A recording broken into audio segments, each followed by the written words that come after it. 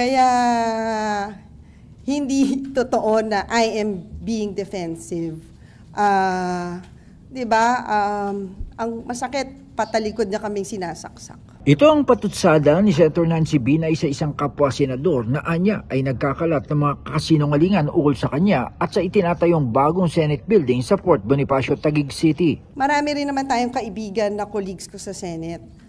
They've been going around and telling stories about me and the building. Parang may ganong irregularities or whatever. Parang gano'n lang naman yung kwento sa akin. May issue of corruption, ma'am, na sinasabi? Hindi naman ata doon sa ano. Hindi naman pinangalanan ni Binay ang pinatatamaan na senador pero sabi niya sa pagkakakilala niya sa kasamahan ay may kakayahan itong manira ng ibang tao. And ma'am, naniniwala kayo na magagawa yun ng senador? Nasiraan kayo or magpedal ng lies? Based sa pagkakakilala niyo po sa kanya? Capable.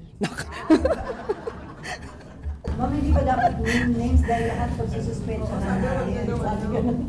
Ganon? Mag-imarites nyo na lang. Do your homework, Nax.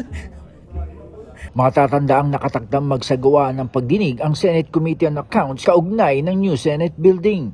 Ang committee ay dating pinamumunuan ni Binay at ngayon ay pinamumunuan na ni Senator Alan Peter Cayetano. Pero ayon kay Binay, kung siya ang tatanungin, maaring hindi na ito kailangan dahil ang mga hinihingi nitong mga dokumento sa DPWH ay nasa pangangalaga pa niya. Pwede namang di ba sana bago siya nag-conduct ng hearing, pinakilala niya muna yung sarili niya, tinanong niya yung mga tao, o ikaw, director from DPWH, anong function mo dun sa building? Ikaw, ano yung trabaho mo? Hindi niya pa ginagawa yun.